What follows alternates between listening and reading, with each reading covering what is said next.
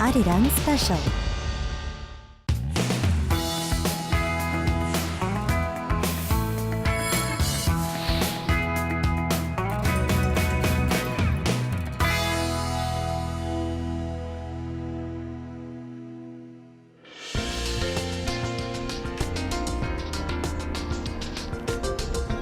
Hello and welcome to the special talk on Arirang TV. I'm Na Seung-yeon.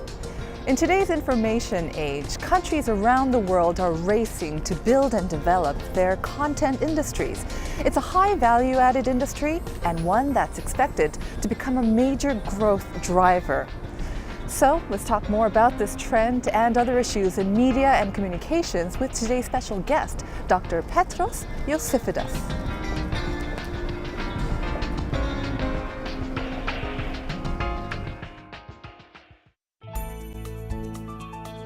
The Contents Management Society of Korea, established with the aim to promote the contents-related industries, held a General Assembly and Symposium on February 26th.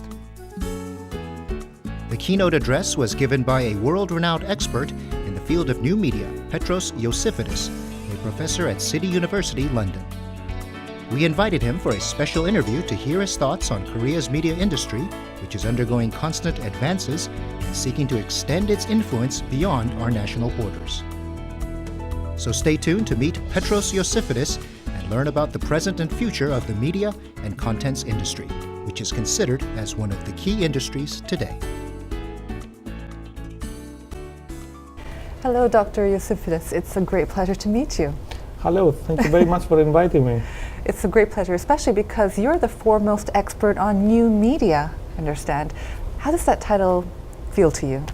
Well, I don't like the word expert, No. but I've been studying media for a long time.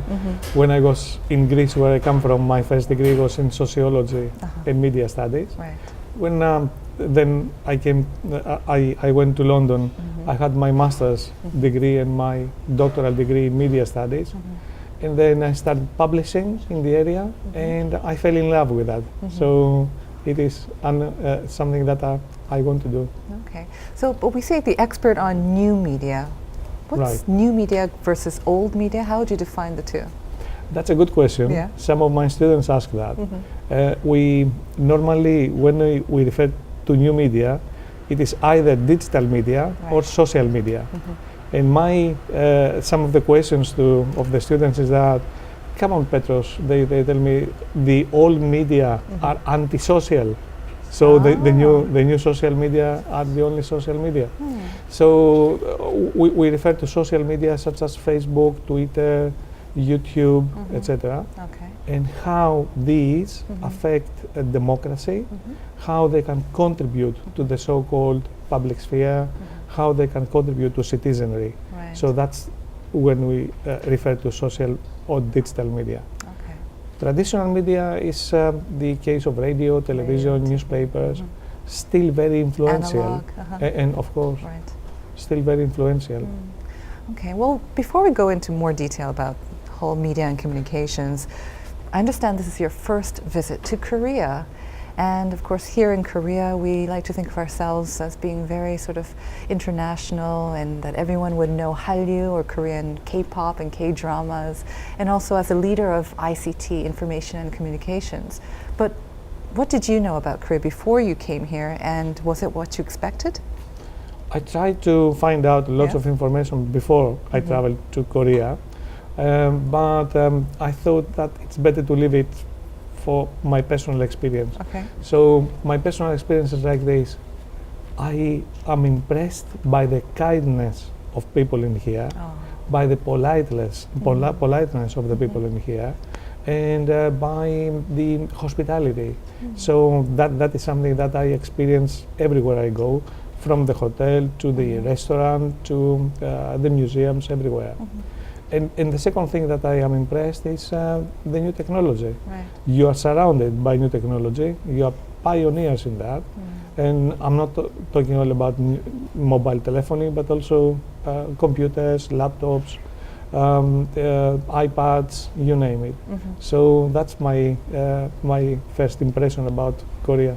You kind of see it all around, don't you? All that digital and all that technology. It's very fast-paced. Right, it's very fast. It's not non-reversible. Yes. So we are heading towards the fully digital era.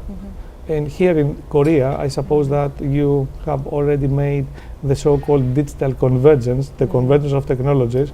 Perhaps we'll come back to that later. Yes. A reality. Okay. You mentioned digital convergence and digital convergence technology. It's a word that we've heard a lot in the news, but I'm not sure that everyone knows exactly what that means.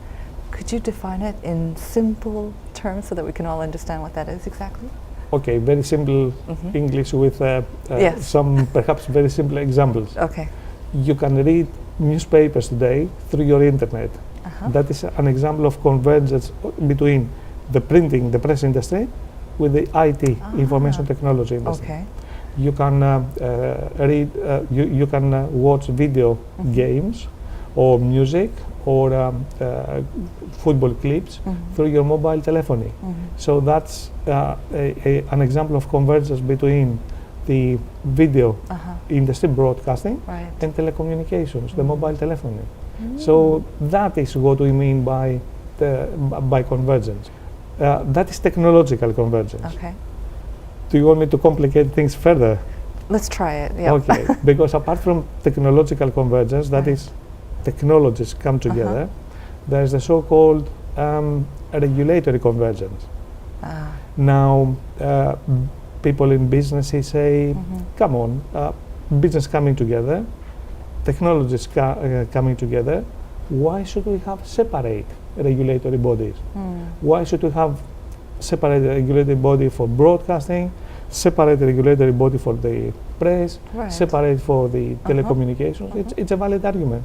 So let's have a converged regulatory agency. Like, for example, in the United States, Americans have been the first in that. I mean, they created the FCC, the Federal Communications Commission, in 1934. Wow. 1934, that was 80 years ago. 80 years ago. The second country to introduce regulatory convergence was the UK, but very recently, in 2003, through Ofcom, the Office of Communications. Now, many other European countries, but also beyond Europe, are coming to terms with this. Okay. And I think that regulatory bodies in the whole world should the government should converge the regulatory bodies. So one body to oversee the whole of industry. The U.S., as you mentioned, introduced this 80 years ago. Has it helped them gain an edge over other countries? Because when we think of sort of digital convergence technology and also online content, yes, the U.S. has always been strong in creating content, but has it given them an extra edge with this sort of converged regulatory body? I think it has. Yes. If you think that the United States are the leaders in communication technology, or leaders when it comes to broadcasting content, of course, you're going to say to me that it's the English language that helps a lot. But at the same time, it's the regulation also that has been proactive in this area.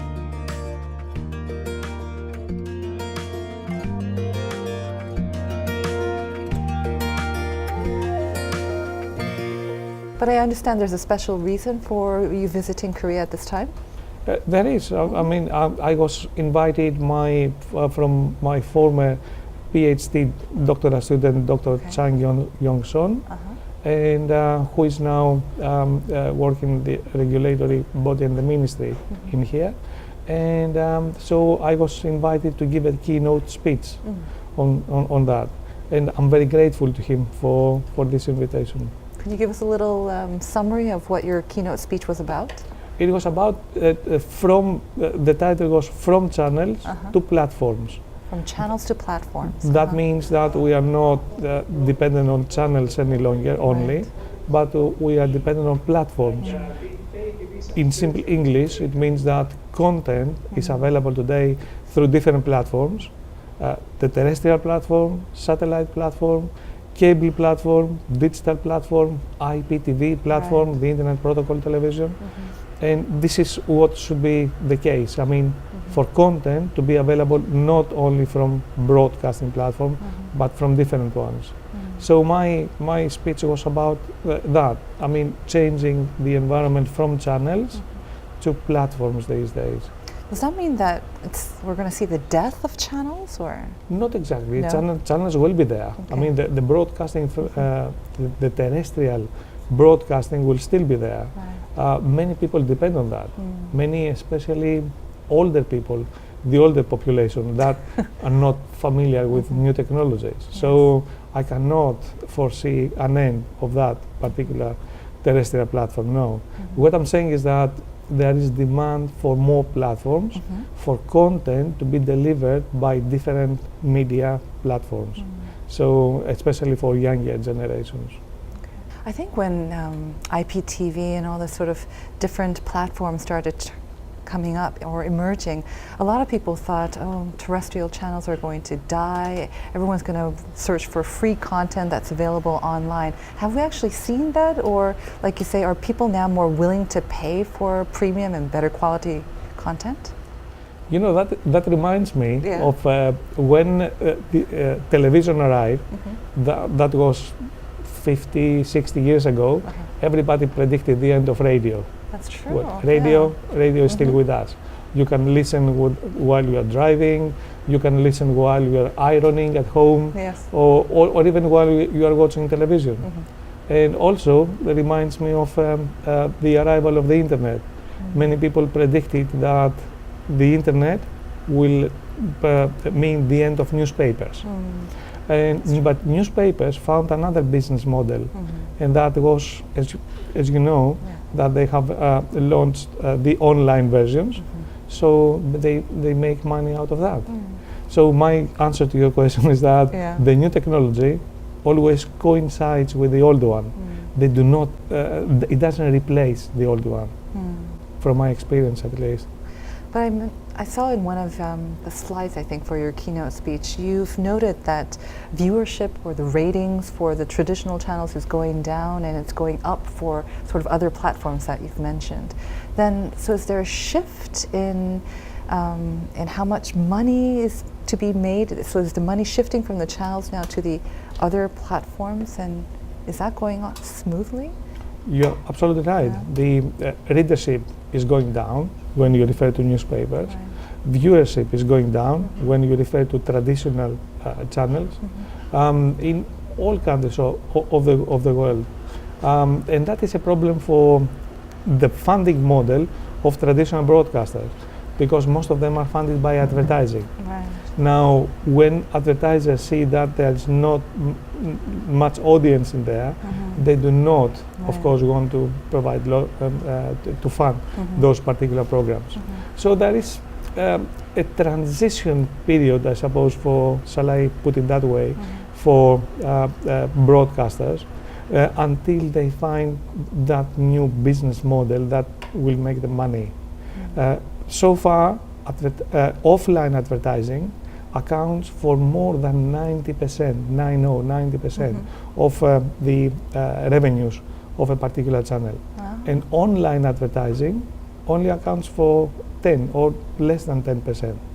This is about to change in the future, but so far it hasn't. And my suggestion, if I put it that way, to traditional channels would be they have to find another business model, perhaps to make advertisers to pay more for online advertising. That's kind of astonishing, though, that it's still 90% they make up their revenues. Because you see a lot more advertising now on online, sort of wherever you click now, it seems like there's an advertisement kind of glaring up at you as well, but still so little. It's a tiny percentage. Wow. You and the Amazon or Hulu or Facebook or any other online website, and then every time you click in there and advertisements appear, and every time you click on advertisement, you have to pay, but it is a tiny amount compared to offline advertising. But it's just going to grow, you predict. In my view, this will change. It's already changing, but so far the offline advertising still it's the strongest industry there.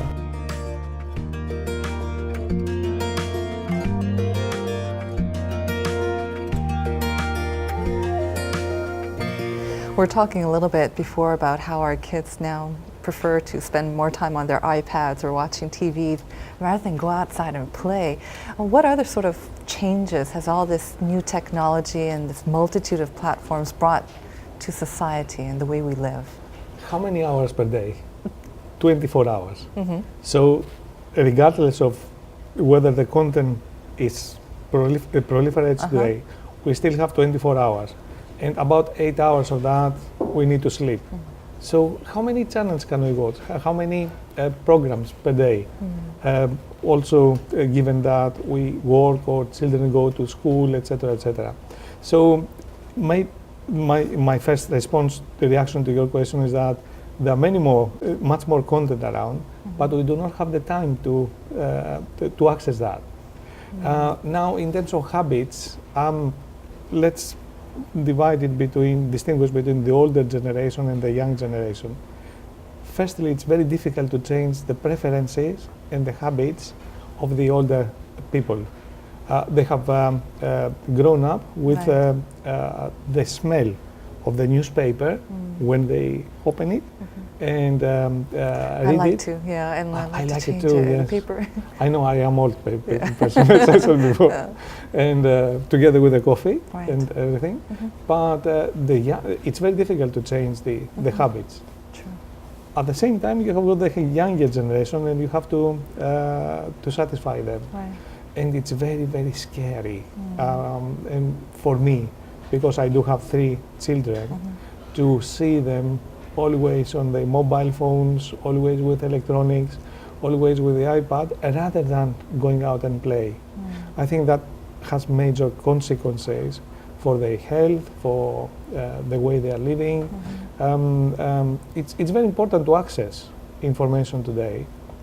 But how has it changed the way we live, or society? Has it changed it for the better, you think? Let's say that the society is changing because of the introduction of new technology. Whether that will be for the better or the worse, it remains to be seen. Just one example to give to you. Many studies have come up and saying that when you are using your mobile phone, perhaps there is a small danger of cancer. Yes. Now, this has been speculation, but there hasn't been a confirmation there. Probably in 20, 30 years, we'll find out, but it will be too late. No, because when I first introduced you as an expert on new media, I guess most people, and myself included, thought that you would be an advocate and a proponent of all digital new technologies, and you'd be gung-ho about how the positive effect of all these different types of media and platforms. But you seem to be actually on the fence right now about whether this is actually good for us or not.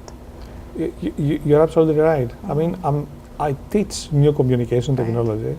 I know many things about that from an academic point of view and a business point of view. But if you ask me whether I am a user of new communication technologies, it's a shame I don't have my mobile phone with me. It's a first generation mobile phone, it's just for talking. Wow. And one of the reasons is that I asked one of my sons the other day, and I said, what can you do with your mobile phone? He said, Dad, I can send text messages, I can access the internet, I can take photos. Oh yes, I forgot. I can also talk. But talking comes last. Yes. What I would like to do with my mobile phone is to use that for emergency only. So I'm not trying to say that new technologies are bad, but I'm not a heavy user of new communication technologies. I need to know how they develop and the business models that are developing in order to teach that to my students. But I'm not a heavy user. Sorry to disappoint you. No, I thought you'd be a faster developer and always in line for the latest technologies.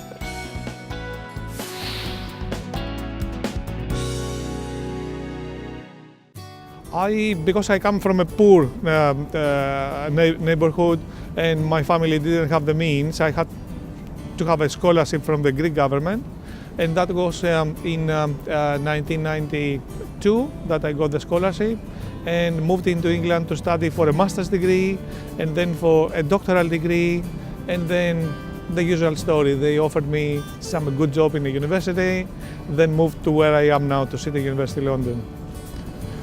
That's right, my first degree was in sociology, but then I realized that sociology is a very broad subject, so I had to do something that is more specific and more market-oriented. I didn't get away from sociology. I am studying sociology of media these days. So whatever we say about social networks, about the new media, digital media, it's how they affect the society and the audiences. And this is, I'm taking a sociological point of view. One of the most challenging moments in my life was when I found out that I have got multiple sclerosis, and that is a neurological disease that affects different parts of the body. In my case, I was just a little bit lucky because it affected my legs only, so the brain still works. And so long as it works, I would just like to take advantage of that. The most rewarding point was when I became a professor in media studies 3 years ago at City University London. And to become a professor, this is based on especially research, publications, administrative work, international contribution, external contribution, representing the university away, etc., etc.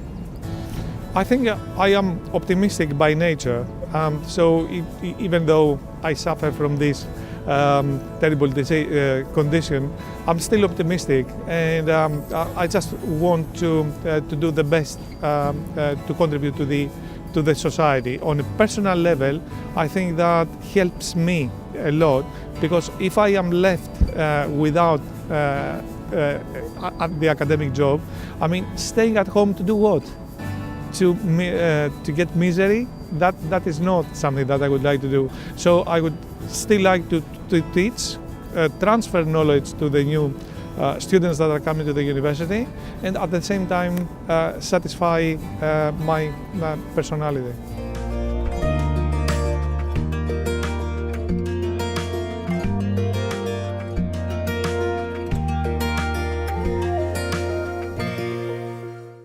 Okay, now let's move on to broadcasting, TV.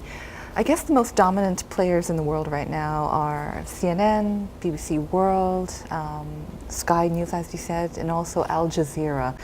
What's so special about these 4 or 5 companies and agencies that have made them so dominant on the world scene? CNN, Sky News, and all the other Western-based international news channels, perhaps they share the same agenda, and this is to reinforce the current system, which is the capitalist system, of course. Okay. I'm not saying that they take one particular ideology, but they do not challenge it. So the other one that you mentioned, Al Jazeera, especially in the beginning, when it was first launched in 2005, if I'm not mistaken, yeah, it was challenging the established system. But since 2010, if I'm not mistaken, that they started also broadcasting in English, they also took the mid-market. So they provide instant news globally, but I cannot see them challenging the status quo. Now, why they develop so rapidly? Because of the appetite of people to find out what is happening in other countries instantly, and this is something that these channels can meet. One of the major areas that you've been researching and studying and publishing many books and papers is the role of public TV or public broadcasting. And you are a passionate advocate, I think, of public broadcasting. Let's start off with a definition. What is public TV? Where did you find this book? We had a very good source. Yeah. Thank you very much for accessing this. Yeah, I am informed of public service broadcasting. I think that we live in an era of proliferation of channels of communication. We have got many sources of communication today, and many creators of content. But can you tell me where is public service output? Where is the public service content today? It's scarce. Yes. It's not widely available. So despite all these different, the availability of channels of communication, most of the commercial channels, the private channels, concentrate in the middle of the market. And the middle of the market is where advertisers are and they make the money. But that means that they only broadcast blunt entertainment in the sense of soap opera, game shows, etc., etc. So why I still believe in public service broadcasting? Because they can be the creators of public service output, of public service content. And by public service content, just to in simple English, I mean that they have to provide content that satisfies three broad areas: information, education, entertainment. Yes, entertainment is still there, but also education and information. And that is not coming, that demand is not entirely met by the market. And that's why public service broadcasters should be there. Well, BBC, of course, is a public service broadcaster, and it's been very successful all over the world. What has made BBC, I mean, we've talked about the other channels as well, but what makes BBC more unique? I guess it's different from CNN, it's not a public broadcaster, but how come BBC is still so popular and watched by so many people around the world? Do you know how the BBC is called by the British people? No. It is called auntie. Auntie? My great auntie. it means that most of the British people are very fond of their public service broadcasting, like they love their aunts, of course, and uncles, etc. Auntie. Yes, and it is a great tradition in England. One of the traditions of public service broadcasting is the BBC, and they have fell in love with that. Most of them, not all of them, but most of them. I think that the BBC has become the flagship of public service broadcasters in Europe because of the English language, as we said earlier on, but also because it is loved by the British citizens in there. I cannot say that all governments are in favor, or British governments are in favor of public service broadcasting, but if you think that the Thatcher government in the 1980s that pursued the policies of deregulation, liberalization, commercialization, etc., didn't dare to touch the BBC, I think that at least the Conservatives can tolerate it. But how is the BBC and other public service broadcasters able to differentiate themselves or still remain competitive? How did BBC gain such a great nickname, Auntie, and how does it still remain relevant, and where there's so much content? Why are people still in love with BBC? I suppose because it still provides the so-called public service output. But I have to say that the BBC is not considered as a public service broadcasting today. It's considered as a public service media or public service communications. Okay. And what the difference is that public service broadcasting only is delivered through the broadcasting platform, whereas public service media or public service communication is delivered by many different platforms. And as you know, the BBC has launched many niche digital channels, has created its own website in there that many people respect and visit almost every day. It's very well done. So with other public broadcasters, how would you recommend that they differentiate themselves then?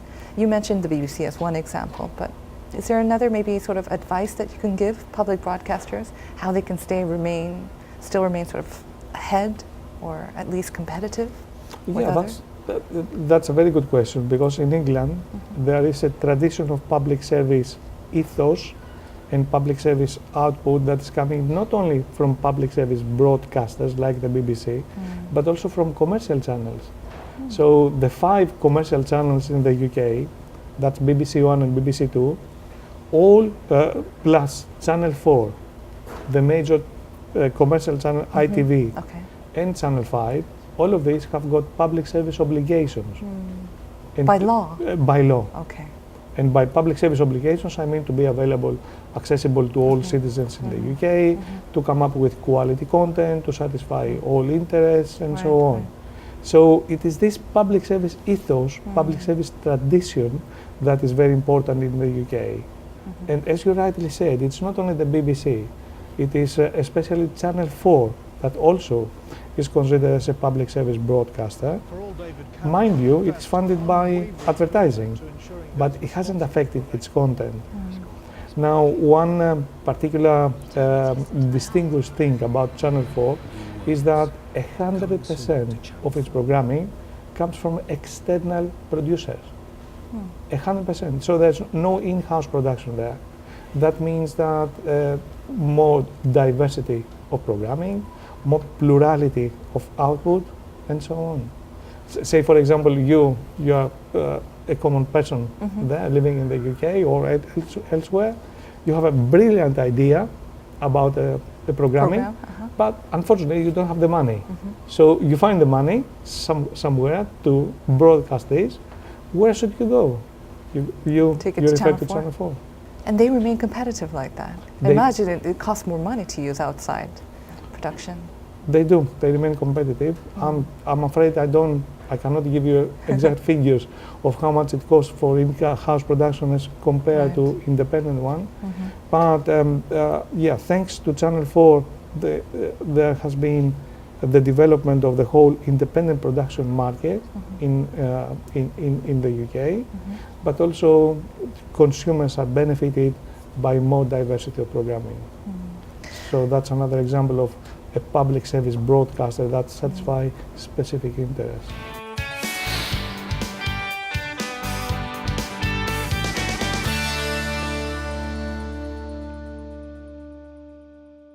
Let's go back to the global content industry. Korea is quite well known now, thanks to, I think, Psy, to one extent, Psy's and his Gangnam Style from a couple of years back. The K-pop, K-dramas, it has gained up quite a sort of a strong following in certain parts of the world. And Korea is really pushing this content and trying to make a mark on the global stage. But I think as yet, we have yet to produce a major company that produces content on a global scale or that is recognized on the global stage. Are there any suggestions that you can make so that we can maybe foster some sort of a company, or not company, maybe just for the industry itself? Let's first say that, yeah, the example that you gave of Psy and some other notable examples that are coming from Korea or other countries mean that countries were not at the forefront in terms of content globally in previous years. Now they are. They are there. One of the ways to make this content accessible globally is to broadcast in the English language. Yes. I suppose that language plays a very, very important role in there. And whether we like it or not, it is the English language that prevails these days in the world. Maybe in 20, 30 years' time it will be another language. Can be Chinese, can be Indian, I don't know. But for the time being, if it is not made available in English language, it has got limited chances of success. But how do you explain Psy then? I mean, the title was Gangnam Style and the refrain was Gangnam Style, but it was all in Korean. And that was actually a point that many people just didn't understand. Why is it so popular? It's not in English. It was the rhythm, the dance. It was the music, the dance, the funny guy there. Yeah. And I suppose this whole picture that also is very appealing to the Western world. So yeah, you're right. It's not only the language, but also the not copycat, but to resemble what is happening, what is trendy in terms of music in the Western world. I guess what you're trying to say that is to get an even wider a broader audience, it has to be broadcast in the global sort of language of English. That's what you're saying. Take the example of Al Jazeera. When it first started broadcast, it was only broadcast in Arabic. Then from 2005 to 2009, and the audience was very, very small. When they started broadcasting in English since 2010, they have developed their brand. So that's, I suppose, one of the examples to see how broadcasting in English language does help a lot to create a global brand there. Okay. What about in terms of companies? I think UK and the US has very famous content making companies that ship out or export content around the world and is popular around the world. Any advice on how to create such companies or foster such companies? You're absolutely right. I mean, it's mostly the United States, right, by far the most important market when it comes to the creation of content. And number two is the UK. But why?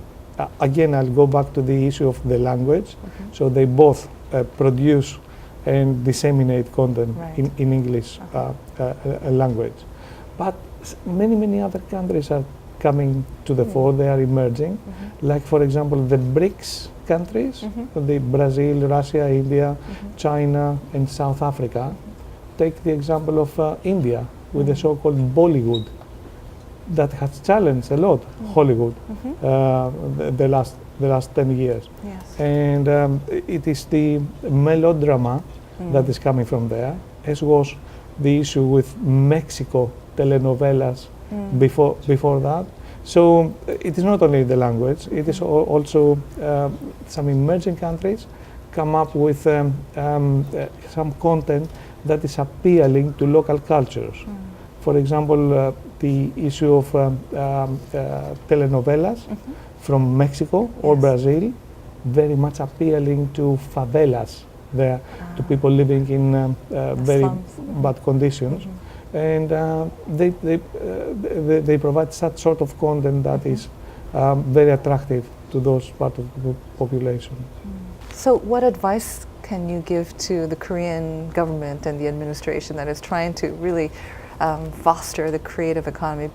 Involving more players there, players from the business side, players from the NGO side, the non-governmental organizations, more academics, more people from small industries that are really creative and risky, taking the risk of coming up with content that perhaps won't be that successful, but this is something that you have to do in the beginning.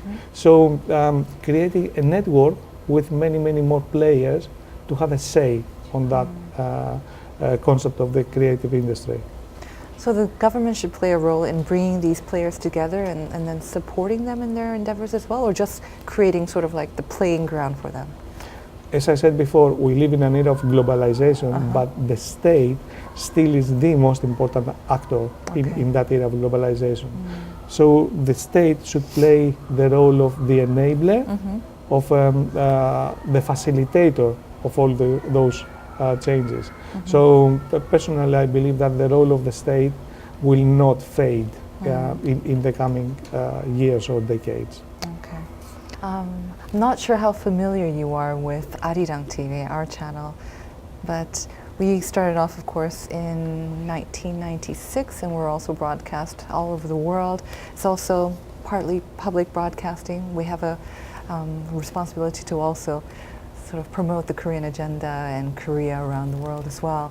Any last advice for us, if you've seen our programming, or what we can do better or what we should be doing to increase our influence, maybe? I have to say that promoting the national culture, the Korean culture throughout the world, is one of the main things that has to come out of the public service broadcaster. So making known your own culture, your own identity to the rest of the world is one of the most important things. And that should come out through a national institution, and that is the public service broadcaster in there. So the more you promote that, the more you become well known to the world, and the more proud the citizens feel for the public service broadcaster. So they will love it more, I suppose, if that trend continues. Okay. So Dr. Iosifidis, it was a pleasure to interview. Thank you so much for coming on the show. Thank you very much for inviting me. Thank you.